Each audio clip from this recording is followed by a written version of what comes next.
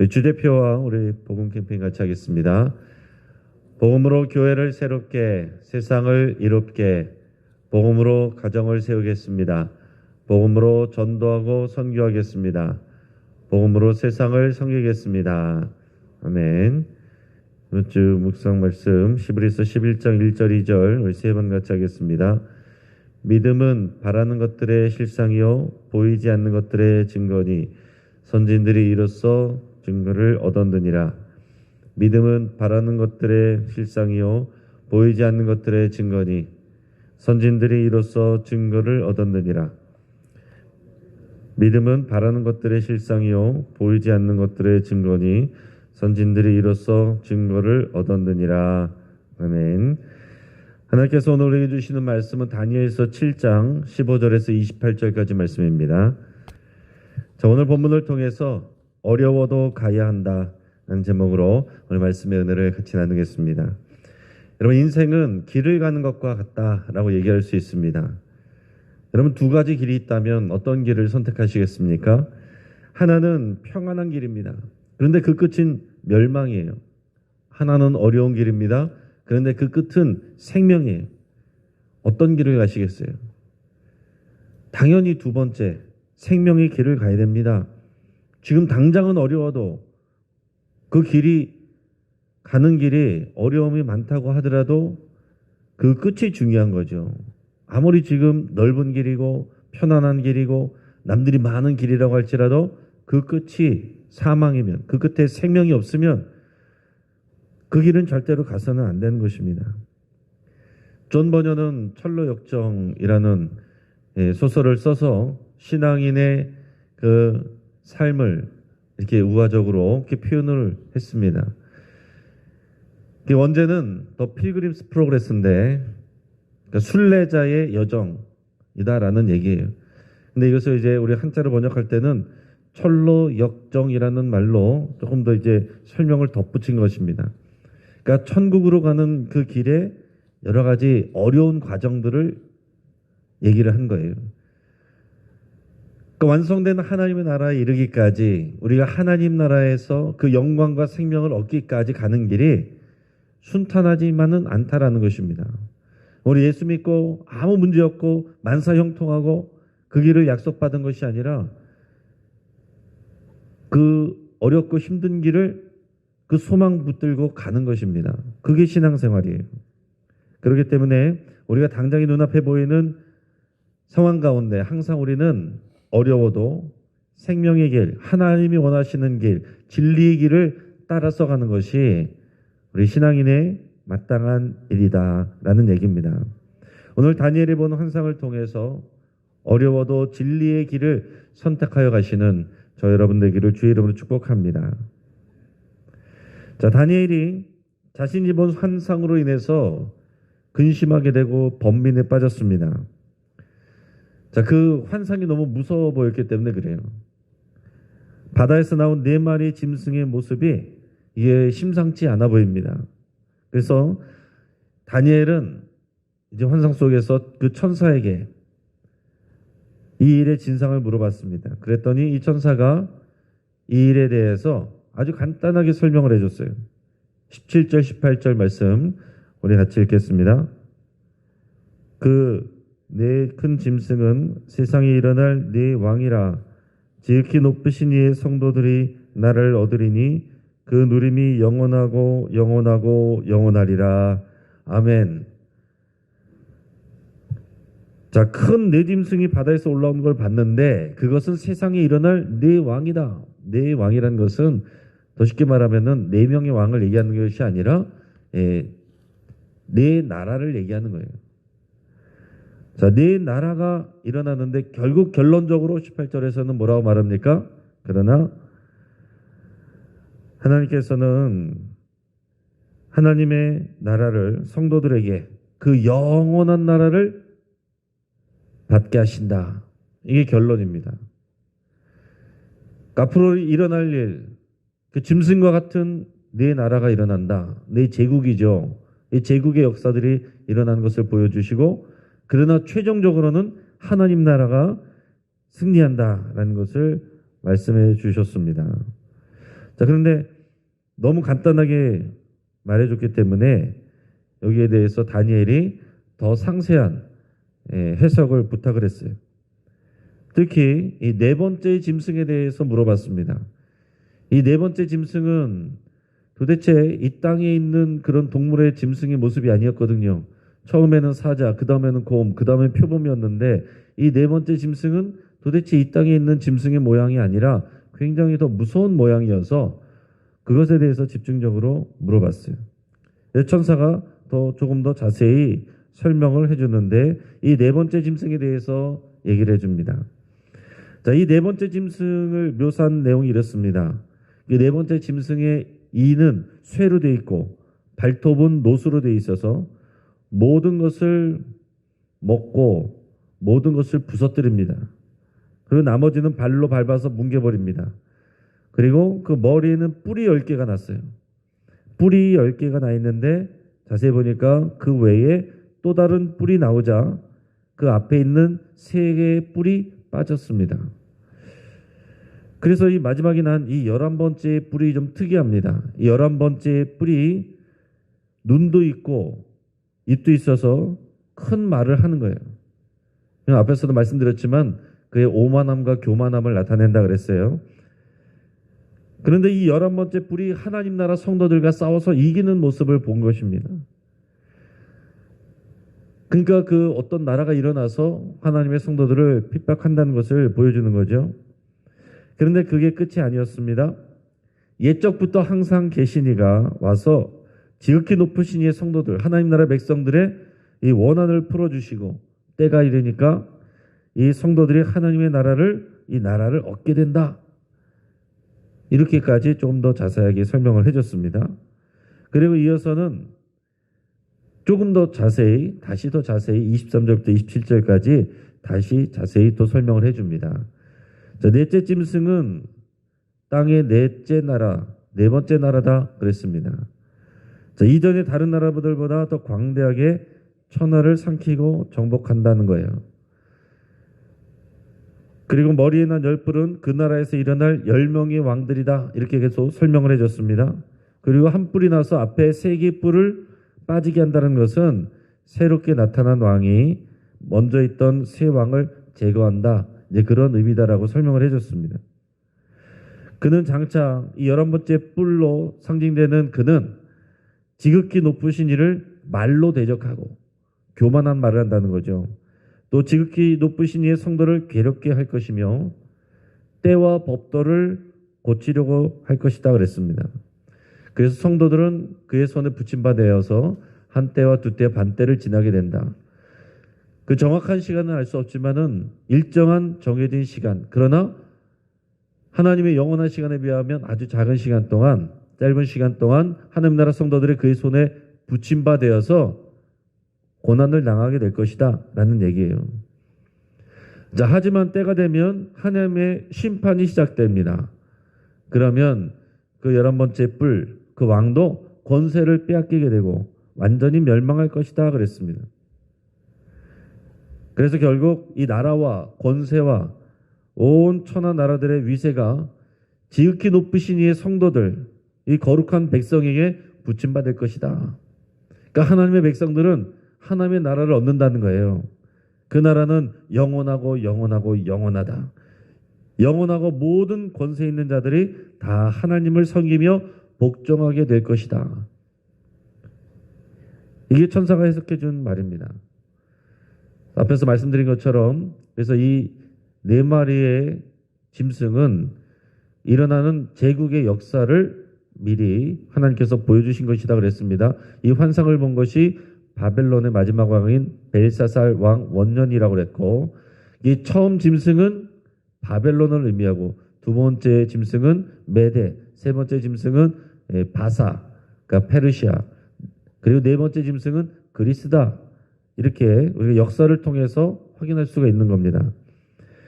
그리스의 알렉산더 대왕은 젊은 시절에 일어나서 전무후무할 정도로 온 세계를 다 잡아먹었습니다. 엄청난 지역을, 넓은 지역을 다 점령을 했어요.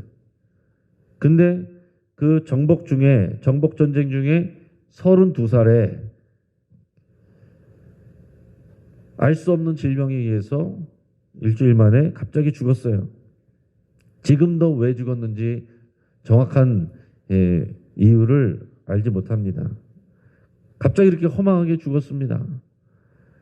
그 이후로 여러 왕들이 나오게 되는데 환상에서 10개의 뿔이 나온다라는 것은 역사적으로 보면 그리스 셀루쿠스 왕조의 10왕을 의미한다라고 할 수 있습니다.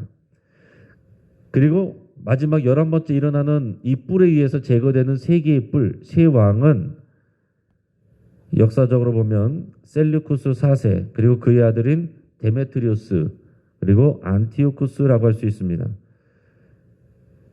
그 마지막에 일어난 작은 뿔, 그 사람은 누구냐? 역사적으로 보면 안티오쿠스 4세 에피파네스다. 그 에피파네스의 그 안티오쿠스 4세가 자기를 에피파네스라고 부르게 했어요. 근데 이 에피파네스가 뭐냐면 무슨 뜻이냐면 신의 현현이다. 신이 나타났다. 내가 신이다. 이런 얘기예요. 그 헬라 왕들 중에서 자기를 신이라고 말한 사람이 이 사람이 최초입니다. 그러니까 교만이 하늘 끝까지 올라간 거죠. 하나님을 모독하고 그가 더 나가서 이 예루살렘을 통치하면서 예루살렘에서 벌어지는 하나님께 올려지는 여호와 하나님께 드리는 이 제사를 다 금지를 해버렸어요. 제사를 못 드리게 하고 그 성전에서 원래는 금지되어 있는 돼지를 제단에 바치고 우상 숭배를 하고 그래서 하나님과 하나님의 성전을 모독을 했습니다.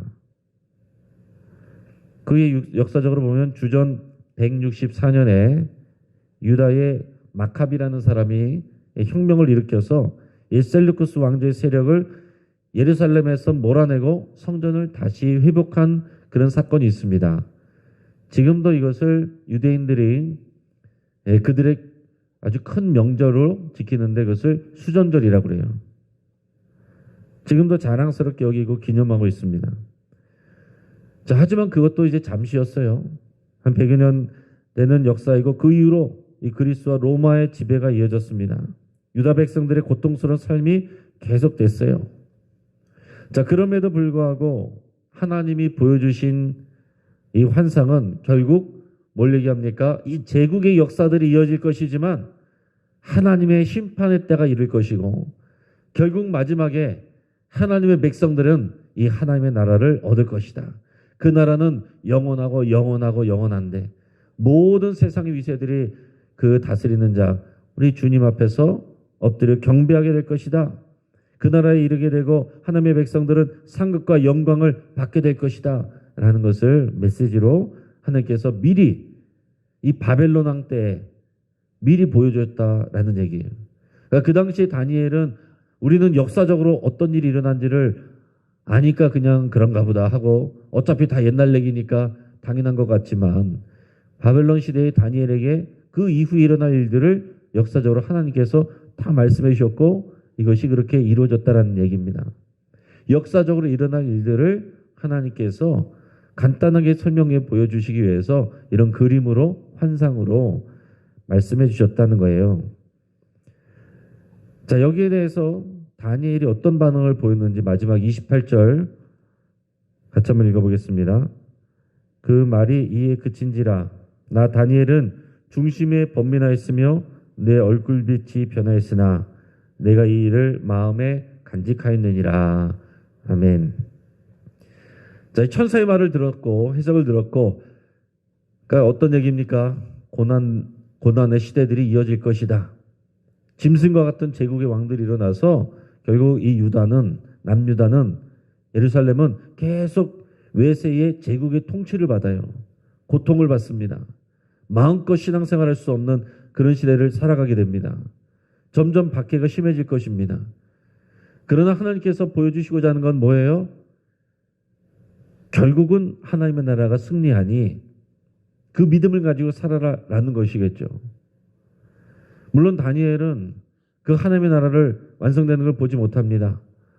아직 하나님의 나라가 그 나라가 완성되지 않았어요. 2022년 전에 로마가 다스릴 때 그 하나님 나라가 예수님이 오시면서 구체적으로 보여지면서 시작이 되었고, 우리는 그 이후를 살고 있고 마지막 하나님 나라가 완전히 주님이 오시면서 이루어질 때까지 그 사이에서 우리는 살아가고 있는 거예요. 그러니까 하나님의 이 계시의 마지막 종말의 때가 지금이다라는 얘기입니다. 근데 마지막에 이렇게 잘 될 것을 들었지만 다니엘이 들었을 때 마음의 번민이 들고 얼굴빛이 변했다라고 그랬어요. 왜 그렇겠어요? 언젠가는 그렇게 되겠지만 그 영광을 얻기까지 그 중간에는 뭡니까? 이런 백성들이, 하나님의 백성들이 겪어야 될 고난이 있다는 거예요. 그 당장에 경험할 것은 이 고난이기 때문에, 이 어려움이기 때문에 그 짐승과 같은 그런 제국과 나라들의 그런 횡포를 견뎌내야 되기 때문에 그것을 생각할 때 번민이 되고 얼굴빛이 변하는 그런 힘든 마음이 됐겠죠. 그러나 그 말을 자기 마음에 간직하였더라 그랬습니다. 이제 말씀을 정리하겠습니다. 우리 인생은 언제나 두 가지 길이라고 그랬어요. 편한 길로 할 수 있고 우리 좁은 문 좁은 길로 갈 수 있는데, 그러나 반드시 우리는 좁은 문 좁은 길로 가야 됩니다. 왜냐하면 거기에 생명이 있고 하나님의 영광이 있기 때문에 그렇습니다. 가면 갈수록 세상 사람들이 교회를 이해하지 못하고 손가락질하고 그렇게까지 신앙생활을 해야 되느냐? 그러나 우리는 그렇게 해야 될 이유가 있는 사람들이에요. 하나님 나라 백성들이기 때문에. 우리는 종교 생활하라고 부름받은 것이 아니고 하나님 나라 백성으로서 살아가라고 부름받은 사람들입니다. 일주일에 한번 교회 나와서 신앙생활하는 것이 아니라 우리 모든 평생을 신앙생활 해야 되는 사람들이에요. 다니엘이 본 환상은 제국의 역사였습니다. 하나님을 모독하고 이 세상의 나라와 왕들은 하나님 나라를 모독하고 그 백성들을 핍박하는 그런 일을 하게 됩니다. 그런 왕들이 계속 일어난다라고 그랬어요. 하지만 결국 하나님 나라 성도들은 하나님의 나라를 얻게 될 것입니다. 다니엘도 알지 못했던 그 하나님의 나라, 우리는 이미 그 증거를 2022년 전에 오신 예수 그리스도를 통해서 받은 사람들이에요. 다니엘보다 우리보다 훨씬 더 하나님 나라에 가까이가 있고 우리는 이미 하나님의 나라를 살고 있는 사람들이고 완성될 하나님 나라를 기다리는 사람들입니다. 제국은 잠시지만 하나님의 나라는 영원하다는 것을 우리는 늘 마음에 새게 되는 거예요.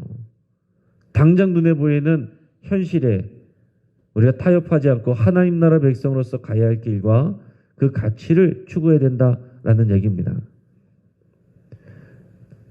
그러나 다니엘은 마지막 결말을 듣고 마음이 무거웠어요. 자기의 동포들이, 성도들이 감내해야 될 그 어려움이 있다는 것을 알기 때문에 그렇습니다. 그럼에도 불구하고 그 말을 마음에 두었다라고 했습니다.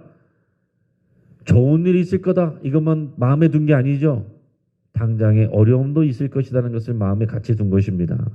여러분, 우리가 신앙생활 한다는 것은 당장 예수 믿으면 당장 좋아지고 당장 해결되고 그 약속받은 게 아니라 어려움과 고난의 시대가 있을 것이다. 그러나 최종적으로 승리하게 될 것이다. 그 고난의 시대에도 하나님 우리와 함께이시고 우리를 붙들어 주시고 이미 우리는 예수님을 통해서 이미 오신 하나님의 나라를 살고 있고 하나님 앞에 갈 때 그 하나님 나라의 영광과 상급을 받게 된다라는 그 소망을 가지고 살아가는 사람들입니다. 약속을 받고 보증을 받고 살아가는 사람들이에요. 이 세상의 사람들은 이렇게 사는 것이 맞는가? 이 길이 맞는가? 뭔지 몰라서 그냥 앞만 보고 달려가지만 우리는 그 끝이 무엇이고 어디로 가야 될지를 알고서 사는 사람들입니다. 믿음이 없는 사람들과 당연히 우리의 삶이 달라져야 되고 세상에서 일어나는 여러 가지 일들과 고난과 핍박의 상황에도 우리는 굴하지 않고 그 너머에 있는 하나님 나라의 승리와 영광과 생명과 또 모든 소망을 바라보며 나가야 될 사람들이다라는 것입니다. 오늘 다니엘이 이 말씀을 마음에 두었던 것처럼 오늘 저 여러분들이 이 말씀을 우리의 마음에 새길 수 있기를 축복합니다. 당장 눈앞에 나가서 교회 앞에서 마주하는 우리 현실을 이 말씀을 붙들고 여러분 당당하게 살아내시고 승리하시는 저 여러분 되시길 주의 이름으로 축복합니다. 같이 한번 기도하겠습니다. 우리 말씀을 붙들고 함께 기도합니다.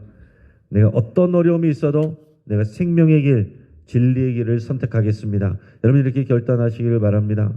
세상과 타협하지 않고 우리가 이 세상에서도 건강한 시민으로 살아가면서 그러나 동시에 하나님 나라 가치와 부딪히는 것에 있어서는 하나님 나라 백성으로서 순종하고 선택하고 따라가겠습니다. 그렇게 여러분 결단할 수 있기 바랍니다. 다니엘이 본 환상은 제국의 역사입니다. 하나님을 모독하고 백성들을 핍박하는 왕들이 일어날 것, 그러나 하나님께서 승리 주실 것을 약속해 주셨는데 우리가 그 소망을 가지고 여러분 살아가기를, 당장의 눈에 보이는 현실보다 보이지 않는 하나님의 약속을 붙들며 살아가기로 여러분 그렇게 결단하며 기도할 수 있길 바랍니다.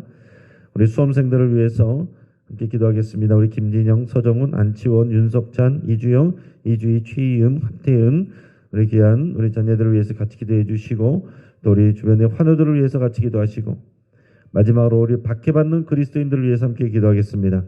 특히 북한과 중국과 회교권에서 핍박을 무릅쓰고 신앙을 지키고 있는 성도들, 이 마지막 때를 살아가고 있는, 이미 그때를 살아가고 있는 그 성도들, 그들을 위해서 우리 축복하며 함께 기도하겠습니다.